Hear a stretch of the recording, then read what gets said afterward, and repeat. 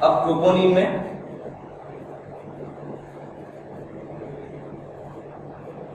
Conformation change, यह जिसे कहा जा सकता है कि जितना इसके अंदर मजबूती से जब प्रोपोनिन मॉलिक्यूल कैल्शियम की अनुपस्थिति में जुड़ा था, अब इसके अंदर इसमें सी सब यूनिट जुड़ने के कारण इसके जो मॉलिक्यूल होते हैं डिस्टर्ब हो जाते हैं, और डिस्टर्ब होने के कारण इसके अंदर प्रोपोनिन मॉलिक्यूल वापस प्रोपोनिन से हट जाता है। तो प्रोपोनिन से इसका कन्फर्मेशन चेंज होगा, तो ये प्रोपोनिन प्रोपोमायोसिन से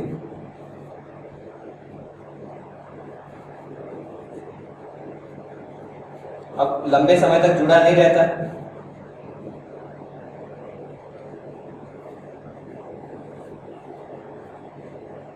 और प्रोपोमायोसिन जो है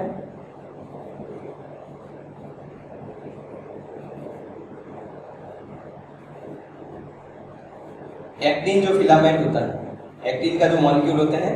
फिलामेंट से भी रिमूव हो जाता है, हट जाता है।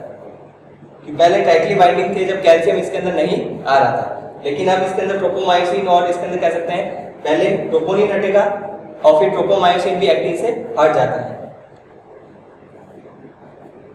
अतः कह सकते हैं कि इसके अंदर एक्टिन का जो फिलामेंट है मायोसिन के हेड से, या जिसे कहा जाता है सिर से, जुड़ने के लिए उपलब्ध रहता है।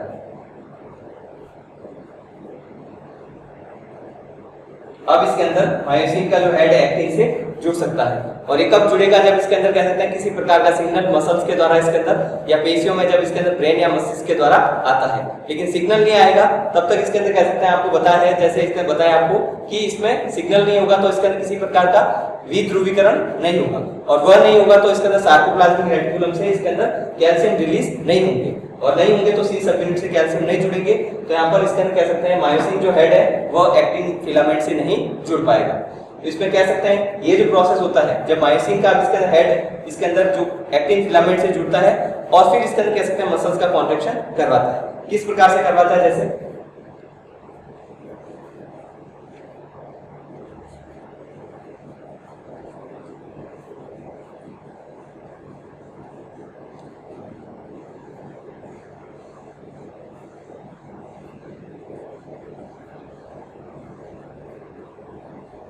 तो जैसे इसमें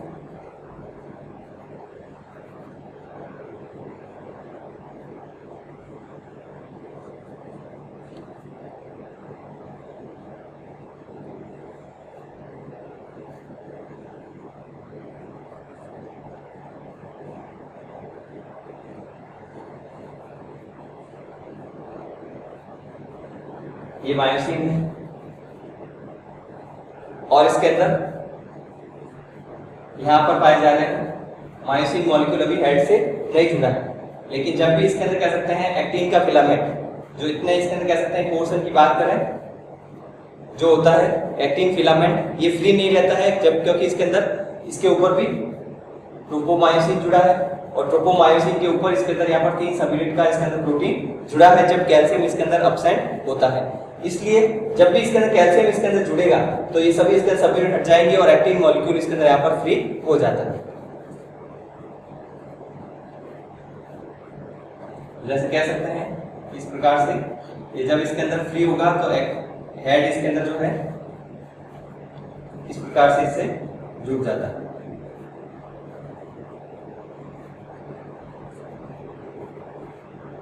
तो इस प्रोसेस को इसके अंदर क्या कहा जाता है? क्रॉस ब्रिज का निर्माण। तो अभी इसके अंदर कह सकते हैं मसल्स या पेशियां जो पाई जाती है, अभी जैसे आपको बताया गया था एक्सटेंडेड होती है, या इसकी लंबाई इसके अंदर कह सकते हैं इसके बीच में स्पेस कम पाया जाता है, बढ़ी हुई होती है, लेंथ इसके अंदर ज्यादा होती है, और ये इसके अंदर कह सकते हैं जो भाग है इसको कहा जाता है सार्कोमियर, सार्कोमियर पाया जाता है। लेकिन जब भी कॉन्ट्रैक्शन होगा तो इस एक भाग की यदि बात करें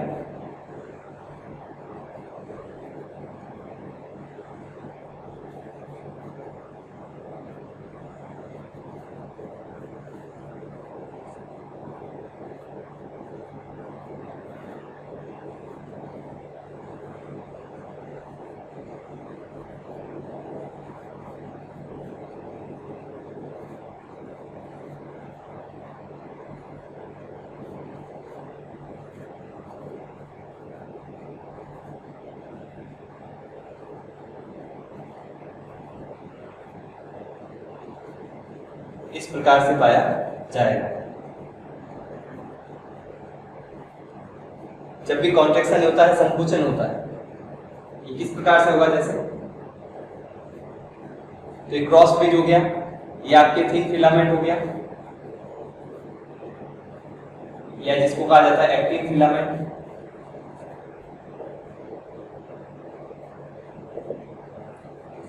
ये थिन फिलामेंट, या जिसे कहा जाता है मायोसिन फिलामेंट, और ये इसके अंदर मायोसिन का हेड या सिर, जिसमें इसके अंदर कौन सी एक्टिविटी पाई जाती है, एटीपेज, जिसमें एटीपेज एक्टिविटी पाई जाती है। तो जब इसके अंदर मायोसिन का हेड, जब इसके अंदर कह सकते हैं जो एक्टिन फिलामेंट से जुड़ेगा, तो ये इसके अंदर कह सकते हैं एक प्रकार से इस प्रकार से जुड़ता है, जैसे एक्टिन का फिलामेंट जो होता है इसके अंदर यह हेड जो जुड़ता है एक हुक की तरह जुड़ता है, हुक की तरह इसके अंदर कह सकते हैं उसमें जाकर फिट होता है। तो इसके कारण इसके अंदर जब भी मायोसिन का हेड जो है थिन फिलामेंट से जुड़ता है, तो ये इसके अंदर कह सकते हैं इसमें ये जो भाग पाया जा रहा है, ये इसके अंदर इसमें आपको बताया गया था ए बैंड होता है, ये आई बैंड था,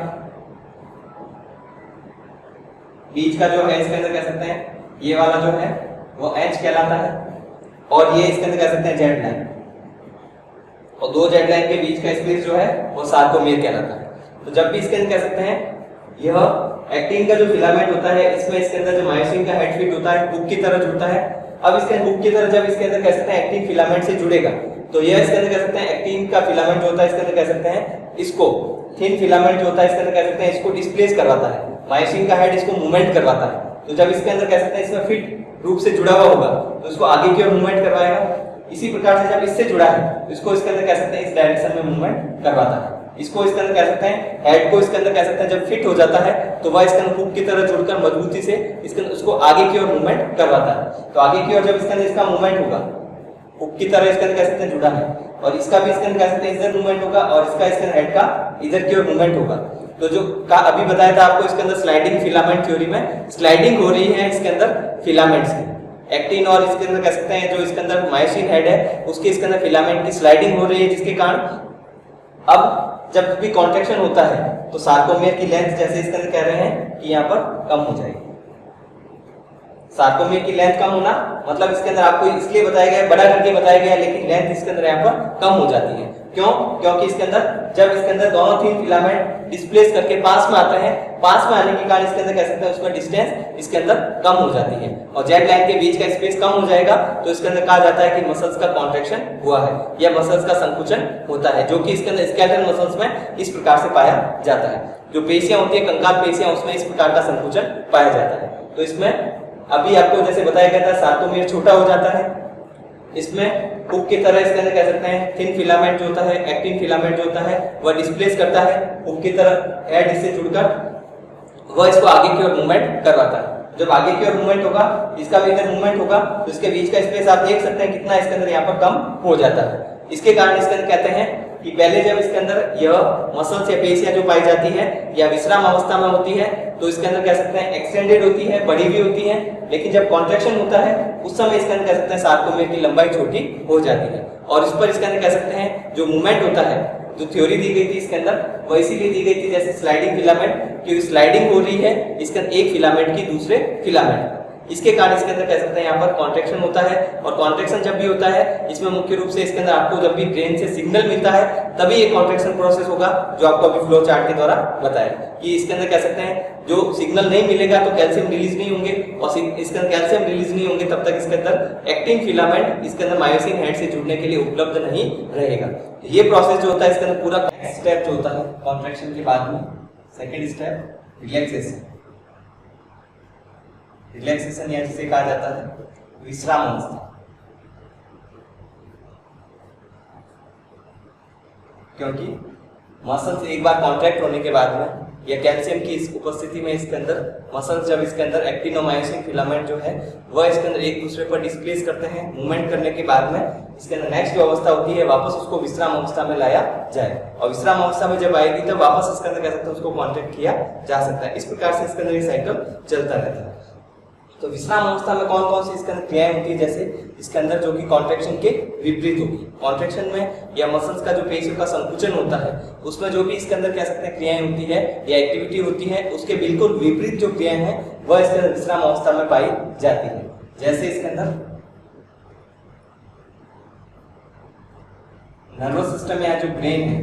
तंत्रिका तंत्र, उसके द्वारा जो सिग्नल मिल रहा था, तंत्रिका तंत्र के द्वारा जो सिग्नल मिल रहा था वह सीज हो जाता है या उस सिग्नल को रोका जाता है।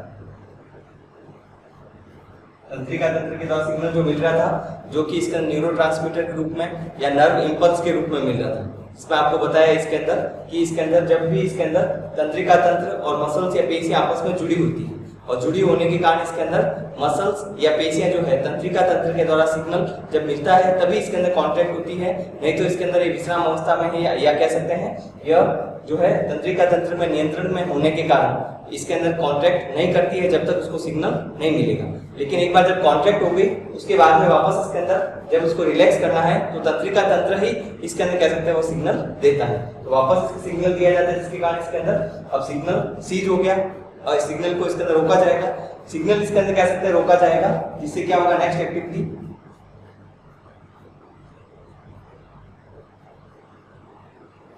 मसल्स फाइबर वापस अपनी या कह सकते हैं रीपोलराइज होंगे या जिसको कहा जा सकता है पुनर्ध्रुवित, रीपोलराइज होंगे। उसके बाद में सार्कोप्लाज्मिक रेटिकुलम जिसमें कि कैल्शियम पाया जाता है या जिसे कैल्शियम का रिजर्वर कहा जाता है, वह इसके अंदर कैल्शियम का रिजर्वर, उसमें जब इसके अंदर मसल्स फाइबर डीपोलराइज होगी, डीपोलराइजेशन में तो इसके अंदर जब मेम्ब्रेन होती है इसके बाहर की ओर सोडियम पाए जाते हैं और अंदर की ओर इसके अंदर जब इसके अंदर नेगेटिव आयन है जिसे इसके अंदर कह सकते हैं नेगेटिव चार्ज क्यों होता है, क्योंकि सोडियम की कमी होती है जैसे इसके अंदर पहली अवस्था में पाया जाता है। लेकिन सोडियम जब अंदर आता है तो इसके कारण अंदर पॉजिटिव हो जाता है, बाहर की ओर नेगेटिव होता है, इसको डीपोलराइजेशन कहा जाता है, जो कि मसल्स का कॉन्ट्रैक्शन के लिए इसके अंदर आवश्यक होता है। लेकिन जब वापस उसको डीपोलराइज किया जाएगा तो सोडियम आयन को इसके चैनल के द्वारा ऊर्जा खर्च करके बाहर भेजा जाता है, तो जब बाहर भेजा जाएगा जिसके कारण इसका सोडियम की कंसंट्रेशन जैसे पहले थी इसके अंदर वैसी हो जाती है, तब इसके अंदर कह सकते हैं सिग्नल जो है तंत्रिका तंत्र के द्वारा सिग्नल को इसके अंदर यहाँ पर स्टॉप किया जाएगा। इस प्रकार से जब एक्टिविटी होगी तो सार्कोप्लाज्मिक रेटिकुलम में एटीपी या इसके ऊर्जा को खर्च करके, ऊर्जा यहाँ पर खर्च की जाती है, कंज्यूम की जाती है और कैल्शियम आयन वापस सार्कोप्लाज्मिक रेटिकुलम में आ जाता है। और सार्कोप्लाज्मिक रेटिकुलम में जब इसके अंदर कैल्शियम आयन आ जाएंगे उसके बाद में कैल्शियम ट्रोपोनिन से नहीं जुड़ेंगे, ट्रोपोनिन से जो कैल्शियम जुड़ रहे थे वह नहीं जुड़ेंगे, जिसके कारण ट्रोपोनिन जो है उसकी सी सब यूनिट से कैल्शियम नहीं जुड़ेंगे तो वो ट्रोपोमायोसिन इसके अंदर जो है वापस ट्रोपोनिन और ट्रोपोमायोसिन आपस में जुड़ जाएंगे और ट्रोपोमायोसिन जब आपस में जुड़ेंगे एक्टिन फिलामेंट कह सकते हैं वह फ्री नहीं रहेगा मायोसिन से जुड़ने के लिए, मायोसिन से जुड़ने के लिए, और मायोसिन से इसके नहीं जुड़ेगा तो यहां पर मायोसिन की जो इसके हेड की एटीपीज एक्टिविटी जिसमें ये एटीपी को एडीपी में बदलता है, एटीपीज एक्टिविटी इसके अंदर स्टॉप हो जाती है, रुक जाती है। और एटीपीज एक्टिविटी इसके अंदर जब नहीं पाई जाएगी इसके अंदर मसल्स के इसके अंदर पेशियों के संकुचन के दौरान जो पाई जा रही थी, जब इसके अंदर एक्टिन फिलामेंट से जुड़ रहा था एटीपी को एडीपी में बदल रहा था, तो मायोसिन की एटीपीज एक्टिविटीज के अंदर स्टॉप हो जाएगी, एटीपी को एडीपी में इसके अंदर कह सकते हैं बदल चुका है। अब वापस इसके अंदर कह सकते हैं एटीपीज एक्टिविटीज एटीपी से एडीपी इसके अंदर नहीं बनेंगे, तो एडीपी जो है उसको वापस एटीपी में बदलने के लिए इसके अंदर अब यहाँ पर कार्य करेंगे एडीपी इसके अंदर कह सकते हैं एटीपी एक्टिविटी के कारण एटीपी से जो एडीपी बने थे वो वापस इसके अंदर एडीपी में बदलते हैं, जो कि आपको बताया गया था इसके अंदर, इसके द्वारा होगा फॉस्फोजेनेसिस।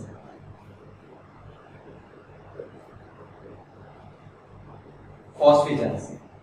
जो कि मसल्स या पेशियों में पाए जाने वाले इसके अंदर उच्च ऊर्जा इसके अंदर फॉस्फेट ग्रुप का ट्रांसफर करने वाले इसके अंदर कह सकते हैं मॉलिक्यूल होते हैं, जो कि फॉस्फोजेंस कहलाते हैं। उदाहरण जो आपको बताया गया था इसके अंदर जिसमें फॉस्फोक्रिएटिन होता है, जो कि वापस जो एडीपी में इसके अंदर कह सकते हैं मॉलिक्यूल बदला है उसको वापस एटीपी में परिवर्तित किया जाता है जब इसके अंदर रिलैक्सेशन या विश्राम अवस्था पाई जाएगी। तो इस प्रकार से इसके अंदर जब तंत्रिका तंत्र के द्वारा कंट्रोल होता है, सिग्नल इसका नहीं दिया जाता है, तो वहां पर इसके अंदर मसल्स वापस अपनी विश्राम अवस्था में आ जाती है और उस समय इसके अंदर एक्सटेंडेड होती है और कॉन्ट्रैक्ट होती है तो संकुचित होती है। तो जब एक्सटेंडेड होती है तो आपको बताया गया था कि इसके अंदर एक्टोमायोसिन के जो इसके अंदर एक्टिन और मायोसिन है वह इसके अंदर कह सकते हैं जो फिलामेंट होता है उस पर सेम चार्ज होने के कारण इसके अंदर एक दूसरे को रिपेल करेंगे और एक्सटेंडेड अवस्था में पाए जाएंगे, वापस विश्राम अवस्था में आ जाता है। उसके बाद वापस कॉन्ट्रैक्शन होगा, रिलैक्सेशन होगा, इस प्रकार से साइकिल चलती रहती है। तो ये इसके अंदर कह सकते हैं मसल्स का कॉन्ट्रैक्शन या रिलैक्सेशन का जो प्रोसेस होता है इसमें इस प्रकार से पेशियों में पाया जाता है, जो कि इसके अंदर स्केलेटल मसल्स में होगा।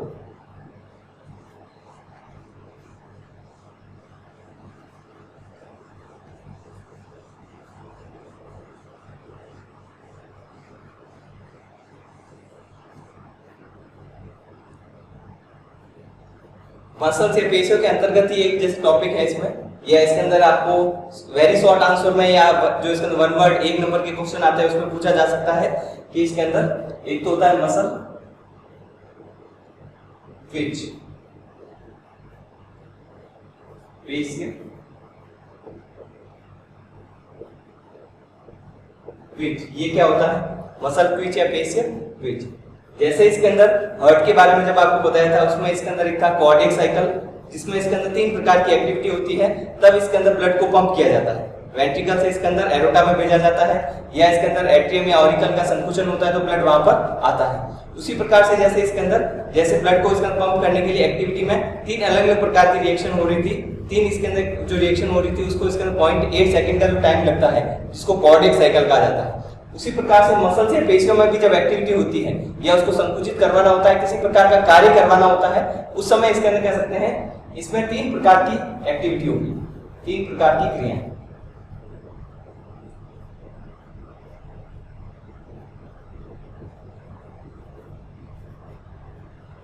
तीन प्रकार की एक्टिविटी या क्रियाएं होती है। कौन कौन सी? फर्स्ट जो होती है इसके दूसरे कहा जाता है लेटेंट पीरियड, सेकंड होता है कॉन्ट्रैक्शन और थर्ड जो होता है रिलैक्सेशन। कॉन्ट्रैक्शन या जिसे संकुचित अवस्था कहते हैं,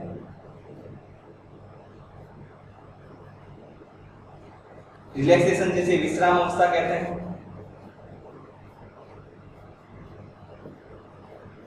और लेटेंट पीरियड जो होता है इसके अंदर कह सकते हैं इसमें ये कॉन्ट्रैक्शन के लिए या संकुचन के लिए तैयार होता है। संकुचन के लिए तैयार जो होता है, प्रिपरेशन करता है, वह जो इसके अंदर टाइम होता है उसको लेटेंट पीरियड कहा जाता है। तो ये तीनों मिलकर इसके अंदर कह सकते हैं यहाँ पर पेशियल ट्विच कहलाते हैं। तो एक मसल्स की जब भी एक्टिविटी होती है इसमें 3 प्रकार की क्रियाएं होती है। जैसे लेटेंट है तो उसमें तैयारी करेगा, उसमें 0.01 सेकेंड होगा,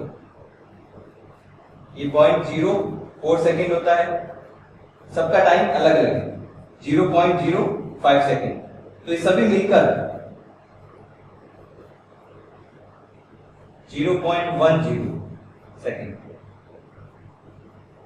तो जब भी इसके अंदर मसल्स को एक्टिविटी या क्रिया करनी होती है तो उसमें इसके अंदर 0.1 सेकेंड का टाइम लगता है, 0.1। उसमें से 0.05 तो है इसके अंदर रिलैक्स होने के लिए,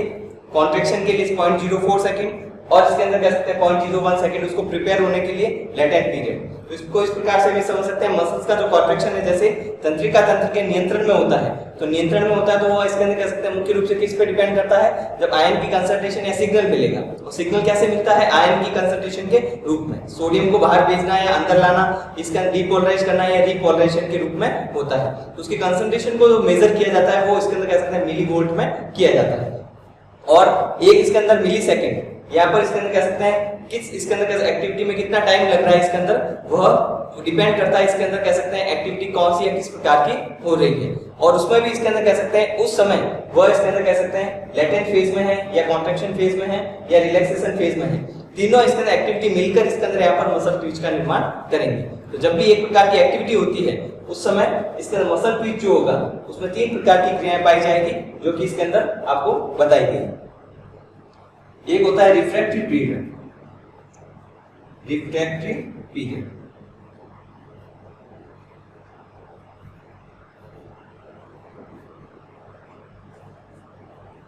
रिफ्रैक्टरी पीरियड ये इसके अंदर कह सकते हैं ये भी मसल्स के अंतर्गत इसके अंदर पूछा जा सकता है। इसके अंदर वेरी शॉर्ट आंसर या इसके अंदर कह सकते हैं वेरी शॉर्ट आंसर में डायरेक्टली भी डेफिनेशन पूछी जा सकती है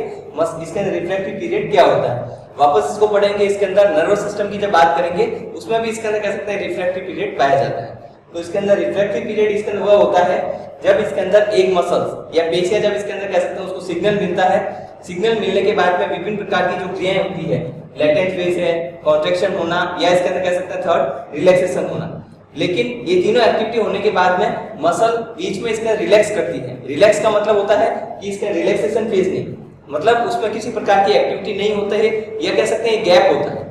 तीनों जो एक्टिविटी होगी उसके बाद में जो गैप होता है उसको रिफ्रैक्टरी पीरियड कहा जाता है। उसके बाद में वापस लेटेंट होगी, कॉन्ट्रैक्शन या रिलैक्सेशन होगा जब भी इसके मसल्स को इसके अंदर कह सकते हैं किसी प्रकार का सिग्नल मिलता है। तो कह सकते हैं कि मसल्स की जो पेशी ट्विच होती है जिसमें जब एक्टिविटी 3 प्रकार की करता है उसके बीच में जो गैप पाया जाता है उसमें मसल्स किसी प्रकार से रिस्पॉन्ड नहीं करती है। तो इसके अंदर जब लेटेंट हो गया, संकुचन हो गया, वापस रिलैक्स हो गई, विश्राम अवस्था में आ गई, फिर यदि सिग्नल दे रहा है उस समय किसी प्रकार से यदि रिएक्ट नहीं करती है, कुछ भी प्रकार का कार्य इसके अंदर कह सकते हैं सिग्नल का उस पर किसी प्रकार का इफेक्ट नहीं होता है, ऐसी जो गैप फेज होती है उसको रिफ्रैक्टरी पीरियड कहा जाता है। तो ये भी इसके अंदर कह सकते हैं डेफिनेशन के रूप में पूछा जा सकता है और तंत्रिका तंत्र में वापस इसके बारे में बात करेंगे।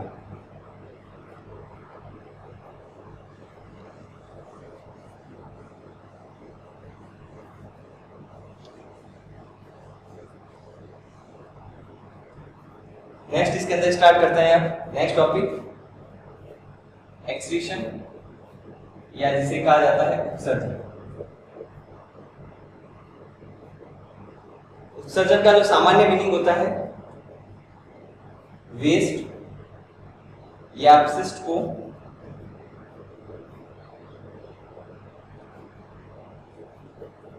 शरीर से बाहर निकालना।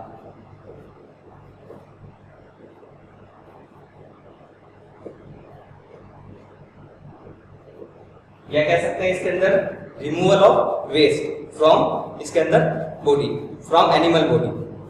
इसमें इसके अंदर मुख्य रूप से जो आपके वेस्ट या अपशिष्ट जो पाया जाता है जंतु के शरीर से इसके अंदर कह सकते हैं बाहर निकालने की जो क्रिया होती है, यह इसके अंदर कह सकते हैं जंतु के शरीर में जो सिस्टम करता है उसको इसके अंदर कह सकते हैं एक्सक्रीटरी सिस्टम कहा जाता है। और एक्सक्रीटरी सिस्टम या उत्सर्जन जो पाया जाता है आप जैसे लोअर एनिमल से, प्रोटोजोआ से लेकर इसके अंदर कह सकते हैं हायर एनिमल जो मैमल्स है उसमें भी जो ह्यूमन बीइंग है उसमें इसके अंदर कह सकते हैं पाया जाता है। होमो सैपियंस में जो कि इसके अंदर कह सकते हैं अलग अलग प्रकार के सफेद तंत्र पाए जाते हैं जो कि इसके अंदर अपशिष्ट पदार्थों को जंतु के शरीर से बाहर निकालते हैं। तो जंतु के शरीर में जैसे आपको जैसे बताया गया डाइजेशन प्रोसेस पहले सबसे पहले डाइजेशन या पाचन होता है और सबसे लास्ट में उत्सर्जन की क्रिया होगी। तो डाइजेशन होता है तो अंतिम उत्पाद इसके अंदर कह सकते हैं एक तो ग्लूकोज बनता है जो कि कार्बोहाइड्रेट है,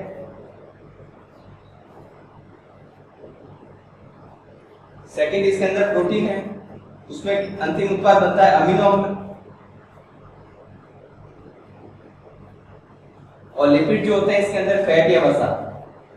फैटी एसिड और ग्लिसरॉल बनता है। फैटी एसिड और ग्लिसरॉल जो कि इसके अंदर लिपिड के अंतिम उत्पाद होते हैं। तो इस प्रकार से इसके अंदर कह सकते हैं कि जो भी आप भोजन लेते हैं एक्सक्रीटरी प्रोडक्ट या जो इसके अंदर उत्सर्जन है या वेस्ट जो मटेरियल होता है वो कैसे बनेगा, जो भी आप भोजन लेंगे उससे ही बनेगा। नहीं तो इसके अंदर कह सकते हैं जंतु के शरीर में कोई भी संरचना जो भी आप फीडिंग करते हैं भोजन लेते हैं उससे इसके अंदर कह सकते हैं वापस इसके अंदर वेस्ट प्रोडक्ट बनता है। तो ग्लूकोज है कार्बोहाइड्रेट अंतिम उत्पाद हो गया, ग्लूकोज है, फ्रक्टोज है, ये अंतिम उत्पाद होते हैं। ये इसके अंदर कह सकते हैं एब्जॉर्ब होते हैं, जंतु के शरीर में उपयोग में लाए जाते हैं। तो जब एब्जॉर्ब होंगे, अवशोषण होंगे तो कोशिका इसको यूज करेगी। ग्लूकोज का मॉलिक्यूल यूज होता है तो उससे ऊर्जा मिलती है, एटीपी बनती है, जो कि इसके अंदर आपको बताएंगे 5th यूनिट में कि ग्लाइकोलाइसिस और क्रेब्स साइकिल के द्वारा होता है। लेकिन उसमें अंतिम उत्पाद क्या बनेगा, कार्बन डाइऑक्साइड और जल। और कार्बन डाइऑक्साइड को ब्लड से होकर लंग्स या फेफड़ों के द्वारा वापस बाहर निकाला जाएगा और जल इसके अंदर वापस शरीर के अंदर यूज आ जाता है। लेकिन जब प्रोटीन के इसके अंदर कह सकते हैं जो घटक है अमीनो अम्ल जिसे कहा जाता है, अमीनो अम्ल को तोड़ा जाता है। अमीनो अम्ल में मुख्य रूप से क्या क्या पाया जाता है, एक तो NH2 और एक COOH।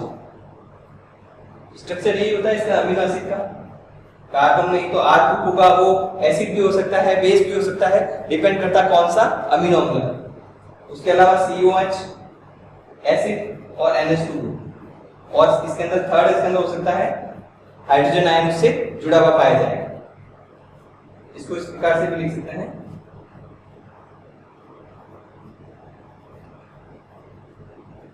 दो इसके अंदर मॉलिक्यूल मुख्य रूप से इसमें पाए जाते हैं। तो जब अमीनो एसिड को जैसे ग्लूकोज को तोड़ा जाता है तो अंतिम उत्पाद कार्बन डाइऑक्साइड और जल बनता है। अमीनो अम्ल को जब तोड़ा जाएगा तो एक तो NH2 और COH दो ग्रुप पाए जाते हैं, तो इसके कारण इसको अमीनो अम्ल कहा जाता है। तो सबसे पहले इसके अंदर कह सकते हैं जो अमीनो समूह है उसको तोड़ा जाता है। तो अमीनो को तोड़ा जाएगा तो इसके अंदर कह सकते हैं NH2 ग्रुप इसके अंदर कह सकते हैं इसको रिमूव किया जाता है, जो 5th यूनिट में वापस है डीअमीनेशन प्रोसेस जिसे कहा जाता है। और जब ये टूटता है तो ये इसके अंदर कह सकते हैं इसके द्वारा जो प्रोडक्ट बनेगा अमीनो है तो उससे अमोनिया बनती है।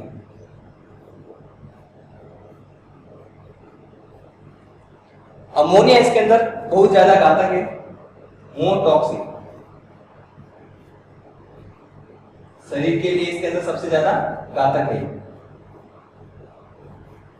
बहुत ज्यादा टॉक्सिक होती है, घातक होती है। शरीर में इसके अंदर कह सकते हैं यूरिया जो बनता है उसकी तुलना में 1 लाख गुना इसके अंदर कह सकते हैं ज्यादा इसके अंदर कह सकते हैं टॉक्सिक होती है या फैटल होती है, या इसके अंदर कह सकते हैं जंतु के शरीर में यदि पाई जाती है तो इसके अंदर कह सकते हैं उसको नुकसान पहुंचा सकती है। तो इसलिए इसके अंदर कह सकते हैं अमीनो अम्ल का जब भी इसका डाइजेशन किया जाएगा, पाचन होगा, पाचन के बाद में प्रोटीन से अमीनो अम्ल बने, अवशोषण हुआ, जब इसको तोड़ा जाता है तो इसके अंदर कह सकते हैं NH2 जो इसके अंदर कह सकते हैं वो रिलीज होता है अमोनिया या इसके अंदर कह सकते हैं NH3 के रूप में। तो अमोनिया के रूप में रिलीज होता है, तो इसके कारण इसके अंदर कह सकते हैं अमोनिया या इसके अमीनो की बात करें तो इसमें क्या पाया जा रहा है, नाइट्रोजन।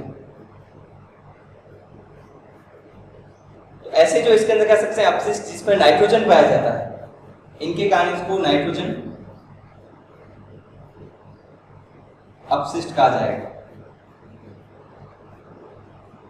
नाइट्रोजन अपशिष्ट कहा जाएगा। तो नाइट्रोजन अपशिष्ट जो कि इसके अंदर अमीनो एसिड से बनेगी, या कह सकते हैं अमीनो अम्ल का जब तोड़ने से या ब्रेकडाउन से इसके अंदर कह सकते हैं जो उत्पाद बनता है उसमें अमोनिया बनती है। अमोनिया से या तो इसके अंदर कह सकते हैं अमोनिया के रूप में रिलीज किया जा सकता है उसको डायरेक्टली, या अमोनिया इसके अंदर कह सकते हैं के रूप में रिलीज नहीं करके इसके अंदर इसको यूरिया या यूरिक अम्ल के रूप में उत्सर्जित किया जाता है। तो उसमें तीनों जो इसमें मॉलिक्यूल होंगे उसमें क्या पाया जाएगा, नाइट्रोजन। और नाइट्रोजन होंगे, इसके कारण ऐसे उत्पाद को कहा जाता है इसके अंदर वेस्ट प्रोडक्ट जो होते हैं उनको नाइट्रोजन इसके अंदर कह सकते हैं अपशिष्ट या नाइट्रोजन वेस्ट कहा जाता है। तो इन नाइट्रोजन वेस्ट के आधार पर,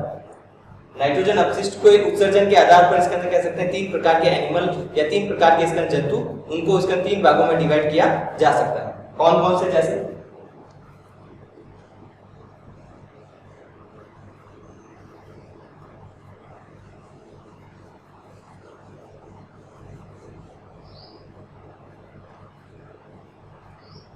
तो नाइट्रोजन वेस्ट के आधार पर 3 प्रकार के इसके अंदर जंतु हो सकते हैं। एक होंगे अमोनोटेलिक,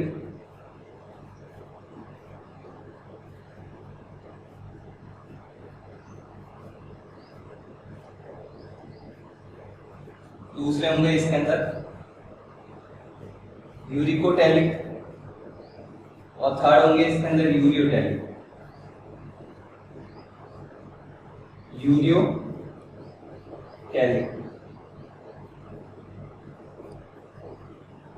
और सेकंड जो होता है इसके अंदर यूरिको।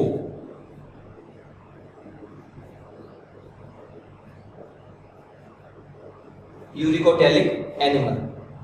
अमोनिया जो कि इसके अंदर टॉक्सिक फॉर्म है, अमीनो एसिड से बनती है। अमोनिया इसके अंदर कह सकते हैं जंतु के शरीर में पाई जाती है या बनती है, तो उस समय इसके अंदर कह सकते हैं अमोनिया को उत्सर्जन इसके अंदर कह सकते हैं पदार्थ के रूप में रिलीज किया जाता है। अमोनिया को डायरेक्टली इसके अंदर उत्सर्जित पदार्थ के रूप में रिलीज किया जाता है, तो ऐसे जंतु को कहा जाता है अमोनिया। इसके अंदर कह सकते हैं इसमें अपशिष्ट पदार्थ होता है, उसको अमोनोटेलिक कहा जाता है।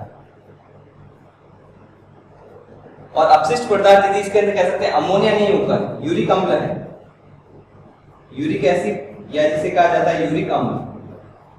तो ऐसे जंतु को इसके अंदर कहा जाएगा यूरिकोटैलिक। और ये इसके अंदर कह सकते हैं जो यूरिक एसिड होता है वह इसके अंदर कह सकते हैं मनुष्य में भी पाया जाता है, लेकिन अपशिष्ट पदार्थ किसमें होगा वह जंतु अलग अलग हो सकते हैं। लेकिन यूरियोटैलिक जो होता है वह इसके अंदर कह सकते हैं ये भी अमोनिया से बनता है। अमोनिया जो NH2 ग्रुप या इसका NH3 जिसमें पाया जाता है, NH3 अमोनिया जो होती है इसके अंदर कह सकते हैं इससे ही बनता है। लेकिन तीनों जो होते हैं इसके अंदर कह सकते हैं अलग अलग प्रकार के जो एनिमल्स में पाए जाते हैं। अपशिष्ट उत्पाद जो होंगे उस वो एनिमल जो होंगे जिसमें पाए जाते हैं अपशिष्ट के रूप में वह अलग अलग होते हैं। तो इसमें इसके अंदर कह सकते हैं उत्सर्जी पदार्थ क्या होगा, यूरिया, जिसे कहा जा सकता है NH2 C double bond O NH2। ये इसके अंदर इसका फॉर्मूला है। कौन कौन से जंतु हैं जो अमोनिया के रूप में इसके अपशिष्ट पदार्थ को उत्सर्जित करते हैं? ज्यादातर जलीय जंतु होते हैं या जिन्हें कहा जाता है एक्वेटिक एनिमल।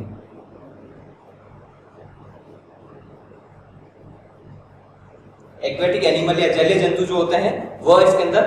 अपशिष्ट के रूप में अमोनिया का उत्सर्जन करते हैं। और जलीय जंतु इसलिए होंगे क्योंकि जल इसके अंदर कह सकते हैं या वाटर में पाए जाने वाले जो जंतु होते हैं इसमें इसके अंदर कह सकते हैं जंतु के शरीर में जब वाटर प्रवेश करता है तो उसमें जब अमोनिया को डिसॉल्व कर दिया जाएगा और डिसॉल्व जो हुई अमोनिया उसके इसके अंदर कह सकते हैं जब अपशिष्ट या इसका उत्सर्जन होगा उस समय शरीर से बाहर निकाल दिया जाता है। और इसके अंदर कह सकते हैं अमोनिया जो होती है जल में विलय होती है, सॉल्युबल होती है, उस समय इसके अंदर कह सकते हैं ऐसे एनिमल को इसके अंदर अपशिष्ट पदार्थ के साथ जब इसके अंदर कह सकते हैं अपशिष्ट पदार्थ या जल वापस बाहर निकलेगा तो इस डिसॉल्व ऑक्सीजन जो होती है वो जो कि इसके अंदर कह सकते हैं वाटर में डिसॉल्व है उसको शरीर से बाहर निकाल दिया जाता है। क्योंकि इसके एक्वेटिक एनिमल के चारों ओर इसके जल इसके अंदर कह सकते हैं शरीर से बाहर निकाला जा सकता है क्योंकि चारों ओर जल की मात्रा बहुत ज्यादा पाई जाती है। तो इसके अंदर कह सकते हैं जो जलीय जंतु होते हैं उसमें प्रोटोजोआ की बात करें, पॉलीफेरा की बात करें या सिलेंटेटा की बात करें, आर्थ्रोपोडा में जैसे प्रॉन है या जैसे इसके अंदर कीट या इंसेक्ट के जो लार्वा होते हैं उनमें इसके अंदर कह सकते हैं अपशिष्ट जो पदार्थ होता है वह अमोनिया पाया जाता है, जल में विलय करके इसके अंदर इसको डिसॉल्व किया जाता है और यदि यूरिक एसिड के रूप में किया जाता है ऐसे जंतु को इसके अंदर कहा जाता है यूरिकोटैलिक। और इसके अंदर कह सकते हैं यूरिक अम्ल जो होता है इसमें नाइट्रोजन अपशिष्ट के रूप में पाया जाएगा। तो इसके अंदर ऐसे कौन से जंतु है जिसमें एक तो बर्ड्स, रेप्टाइल और इंसेक्ट या जिसे कीट कहा जाता है। रेप्टाइल उसमें यूरिक अम्ल के रूप में उत्सर्जन किया जाता है, जैसे इसके अंदर कह सकते हैं इंसेक्ट के लार्वा तो इसके अंदर कह सकते हैं अमीनो या अमोनोटैलिक होते हैं, अमोनिया के रूप में उत्सर्जित करते हैं, लेकिन इंसेक्ट स्वयं इसके अंदर कह सकते हैं यूरिक एसिड के रूप में करता है। उसके अलावा यूरिया जो है यूरिया के रूप में उत्सर्जन करने वाले इसके अंदर कह सकते हैं मैमल्स हैं, एम्फीबियन होते हैं, उसके अलावा कॉर्टिलेज फिश या जिसको उपास्थल मछलियां कहा जाता है इसके रूप में उत्सर्जित किया जाता है। और जिसके अंदर कह सकते हैं यूरिकोटैलिक होते हैं, यूरियोटैलिक जो होंगे जो कि अमोनिया से इसके अंदर कह सकते हैं यूरिया का निर्माण करते हैं और इसका यूरिया का जो निर्माण है वह लीवर में होता है। यूरिया का निर्माण इसके अंदर लीवर या यकृत में होगा और यूरिया इसके अंदर जो होता है 1 लाख गुना इसके अंदर कह सकते हैं अमोनिया की तुलना की बात करें तो 1 लाख गुना कम टॉक्सिक होगा अमोनिया की तुलना में।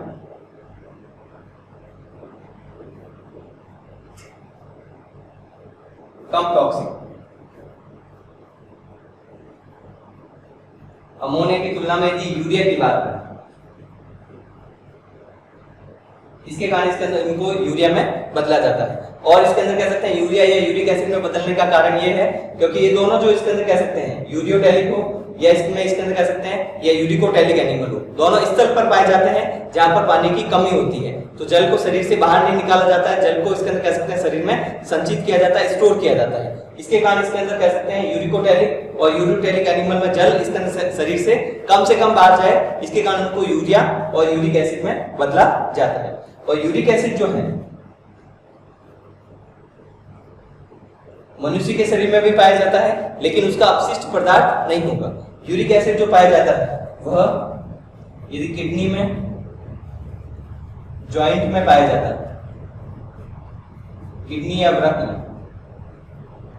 यूरिक एसिड मनुष्य में यदि इसके अंदर कह सकते हैं एनिमल में किडनी या जॉइंट में पाया जाता है, या कॉर्टिलेज में भी पाया जा सकता है, जिसको कहा जाता है उपास्थि या कॉर्टिलेज, जो जंतु के शरीर में फ्लेक्सिबल पार्ट होता है, बोन्स होता है, हार्ड होती है, जो फ्लेक्सिबल नहीं है। तो जब इसका यूरिक एसिड किडनी और जॉइंट में पाया जाता है, इस कंडीशन को कहा जाता है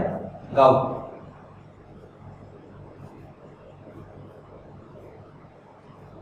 यदि इसके अंदर कह सकते हैं यूरिक एसिड किडनी और जॉइंट में पाया जाता है, और यदि इसके अंदर यही यूरिक एसिड जॉइंट में पाया जा रहा है और पेन कर रहा है, उसको कहा जाता है ऑरिथ्रिटिस। जैसे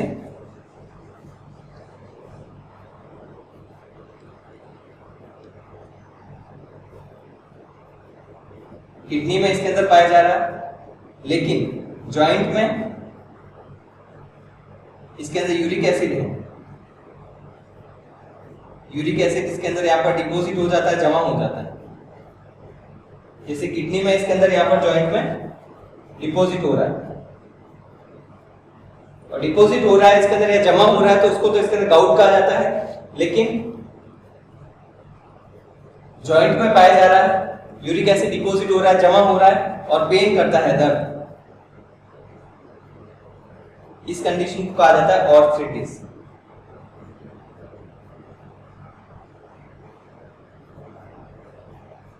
इसको ऑर्थराइटिस कहा जाएगा,